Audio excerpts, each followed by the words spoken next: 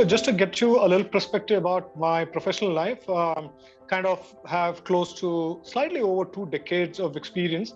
The first decade has been with the hospitality. So I kind of worked with the hotels of in the likes of Taj and Oberoi Hotel, Hilton, Intercontinental Hotels. So that's been my first decade. And the second decade happened to be with a startup healthcare organization called Kalappa Hospitals, where I kind of went on to work with them for close to 12 years, where I was a kind of a founding member along with the CEO, CFO, and chairman for the board from one hospital to kind of open 12 hospital. And I quit in 2019 to join Aster. So been with Aster close to 3.5 years now. I head the HR for Aster in India. So I have hospitals, I have pharmacies, I have Aster Labs, all this, I would say verticals under my fold. So in terms of the family, I have 2 daughters. Elder one is in 12th standard, younger one is in 5th. What I like to do, I like fitness as a concept. Considering more so being in healthcare, so it kind of a lot more ingrained to me. Second is I kind of like automobile as a space.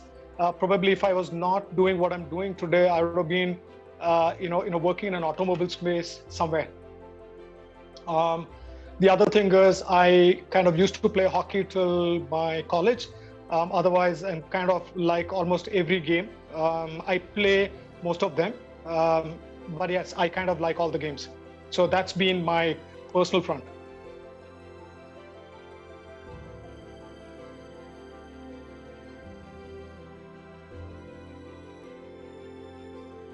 Aster is not my first stint with healthcare. My previous organization, Kalappa Hospitals, was my first stint where I kind of spent a decade understanding the nuances, opening the hospital, recruiting people. But yes, when I joined Aster, it kind of, in 2019, end of 2019, early 2020, we kind of had this pandemic, such an unprecedented event.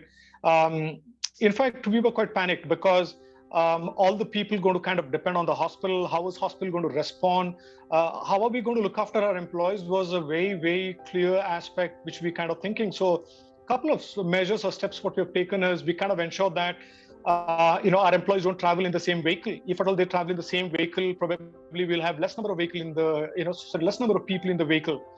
Second, we also ensure that wherever people are staying in a hostel, we kind of ensure that very less people stay in a particular room so that it doesn't get affected. We also ensured that we kind of train people as to, how you going to kind of handle pandemic from an aspect of if you're going home or if you're going to a hostel. What are the few things you're going to do? We kind of train people as to how you're going to deal with the pandemic and what are the precaution measures you're going to take. And the other aspect is also we kind of create a hospital out of hospital, which means we kind of divided the hospital into two. One side of the hospital, which is for normal patients, employees who's working in. Second side of the hospital is only for COVID. So we had to kind of divide hospital into hospital and bring about all these kind of changes. All our training programs went virtual. We kind of had to tell people that not to worry, we are here to support them. And if we do, if we kind of lose courage, who will kind of gain this courage and support those who-called general public who's going to come into the hospital?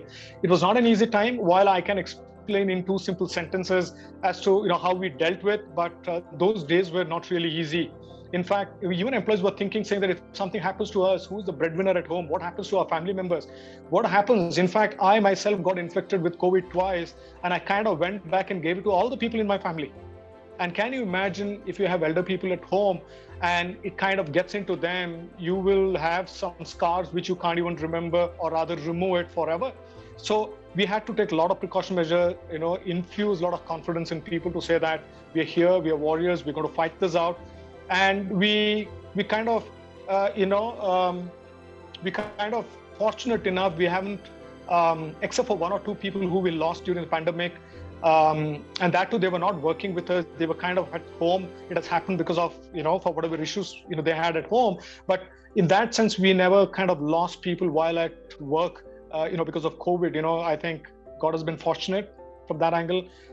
We also kind of took a lot of measures. We kind of took a call. In fact, our chairman on board kind of took a call to say that anybody who's going to lose their life because of COVID, we will kind of compensate them for next 10 years. their basic salary. We kind of ensured that all our insurances were up to date, including something pertaining to the COVID. So that way we kind of took all the measures to ensure that we kind of protect our people, because if we kind of, not there, to look after our customers, it will be kind of a situation would go out of hand. So hence we ensured all precautionary measures taken to ensure that our people are protected, our customers are taken care. Thereby, we kind of ensured everything went on smooth. We, in fact, kind of did a shift for 10 days. Every employee will work for 10 days. The first set of people who work for 10 days, they don't come in for an extended days. The second set of people come in for an extended days. We had a long working hours because even though we created hospital out of hospital, we did not want to infect all the hospital, and finally we had to kind of shut down the hospital. We were kind of taking precautionary measure to ensure that while there are rotational set of people who's being rostered every 10 days, new set of people coming in to handle the hospital and the patients.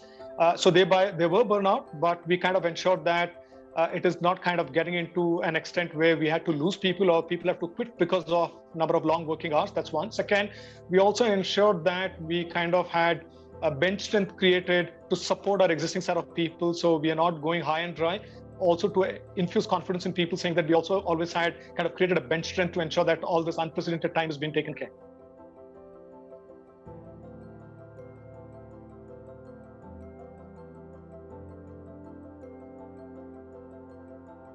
In fact, anybody in healthcare who's been in the industry for a while, they kind of would have earmarked which are the best schools and colleges in the healthcare space you need to kind of identify. So that's exactly what we have also done. We kind of identified schools and colleges which kind of gives the best pedigree of people. So if I need to name a few of them, TIS Mumbai, IHMR Jaipur, Goa Institute of Management, Goa. So there are some of the schools from a healthcare perspective which kind of produces best talent in India.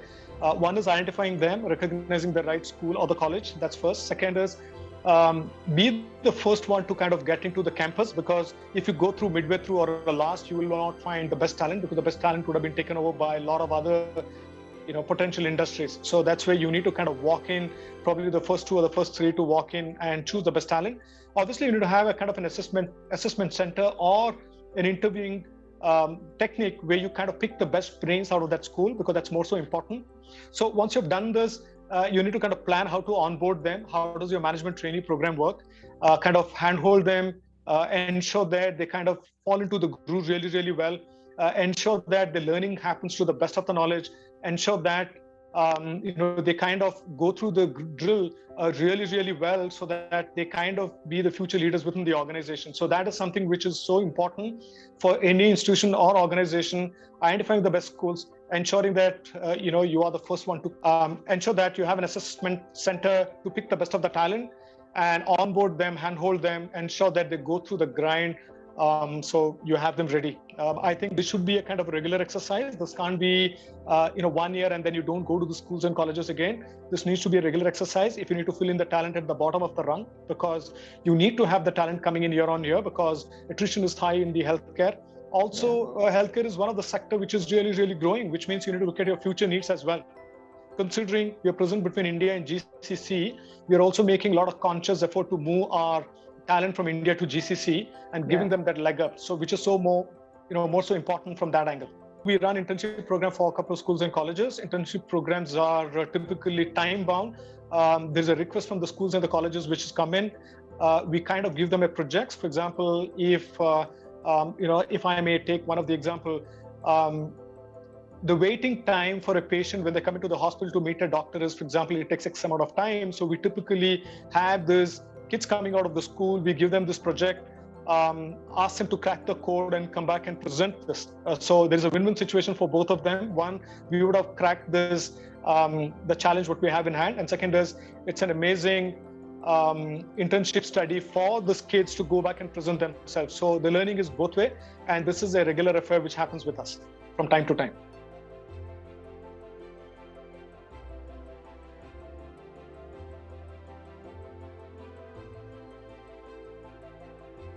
The so-called human resource department is a kind of thankless job because people expectations of people are really, really high. If you think that you have done your best, on the other side, people would say that they're not happy about what you've done. So I think you're in a space where you're going to give your best. You kind of need to ensure that human beings are treated as human beings. People are treated as human beings first. In my sense, all the sir and madam should be only for customers. Who's kind of ensuring that our existence, there for us. So I think if I look at a couple of things, one, ensuring that you're treating people as human beings first, have that humility and respect for people. Second is, when you get them on board, please ensure that train them all the time. Because if you don't train them, you will have people who are going to serve the customer. Probably you're not going to deliver best of the services, because organizations are known for service. Organizations are not known for the kind of infra you have. So hence, service becomes a kind of a crucial part of this entire engagement. The other thing about the innovation piece in the HR space, bots is something which is kind of, currently most happening thing, wherein people look at how do I answer people all the time? How do I connect with people all the time? While HR can be open from morning 8 o'clock to evening 6 o'clock, what happens after that? So bots is one of the things which is kind of taking shape in most of the organization. That's one. And also be looking at how do we serve our internal employees and their queries, and then their issues are dealt from time to time. So I would say digitization of the entire HR is the other part, from talent acquisition to performance appraisal to employee engagement. How do you digitize this entire process so there is no manual work? That way you still connect with people either digitally or through telephone. So you ensure that that connect is always there with the employee. Typically, since last 2 years where pandemic kind of hit, people were working from home, that connect with the employees were lost. So, there is tremendous work which is required now to connect with people and ensure and bring that confidence back to the people. We are there to kind of support them. So that is so important, from the current aging time. You can't solve all the problem with the bots. For example, if somebody asking how many days of leave I'm eligible for, you ask this question, if you get the answer back, you don't need a human touch there. Probably he needs a quick, he has a quick question, he wants a quick answer. Somebody says that how many holidays we have in the entire year. You don't need a human touch to be there. He just needs an answer. Things which can be easily answered in a one-liner, which may not need the human intervention. When an employee needs this answer quickly, bots is an amazing substitute for it. All the other aspects, it needs a human touch. If somebody says that why am I only paid 26 days instead of 30 days, you need an HR guy to connect with an employee, explain him what has gone wrong or what has went right. That's where human touch is required. I think bots can only solve your basic one-word questions, where bots can actually help you, but all of the things needs to be dealt by the human resources professional, because without the human touch, the essence of people would be lost.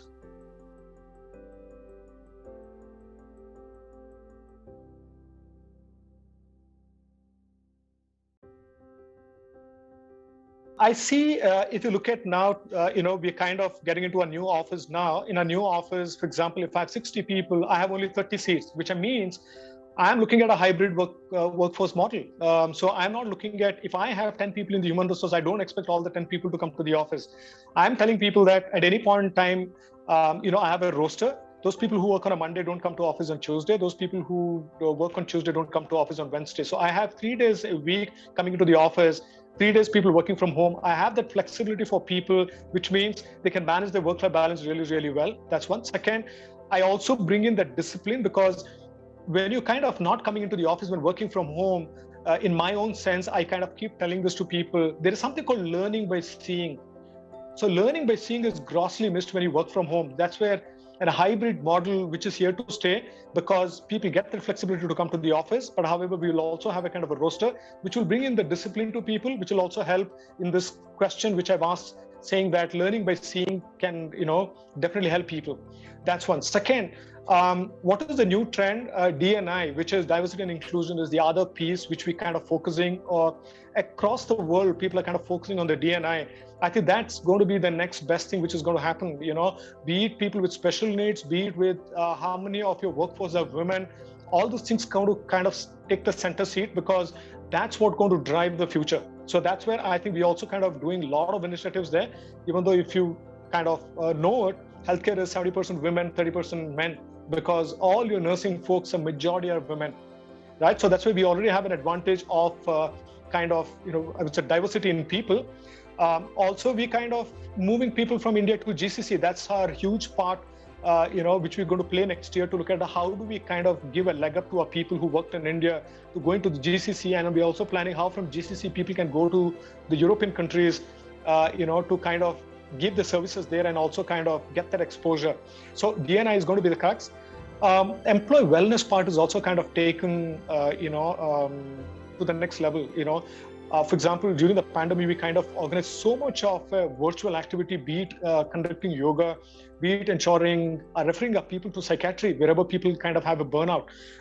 Ensuring we kind of did some work on Headspace. There's a company called Headspace who does a lot of program on the wellness part. So we kind of did a lot of work just to ensure that we bring in that balance to people. Also, people look forward to working. The other piece, which is also going to take trend in the future, is about gig working. Because in the future, there's nothing called permanent job. That's what I foresee in the future. Everybody will work on a contract, which means if you're a millennial, I come into work, I'll say that I will have a 1-year contract with you. If you like me, you extend me for the second year. As an organization, I will also say that if I don't like you, I may not renew your agreement. So thereby, you will have only talented people working with you. There's an opportunity for people and the employer. I think gig work is going to be the kind of the future. So I think all in all, if I look at HR, digitization is going to be the next level, which means all your learning is going to become bite-sized. All those days have gone where you're going to sit in a classroom and attend a session for 1 hour or 2 hours or 3 hours. People today are looking at how do I concise a training program into 10 minutes or a 15 minutes capsule where my learning actually goes up. Once your learning goes up, there's also an assessment which happens, which will test your knowledge and skills. I think the future is all about, DNI to employee wellness to gig working and learning in bite size. That's going to be the future.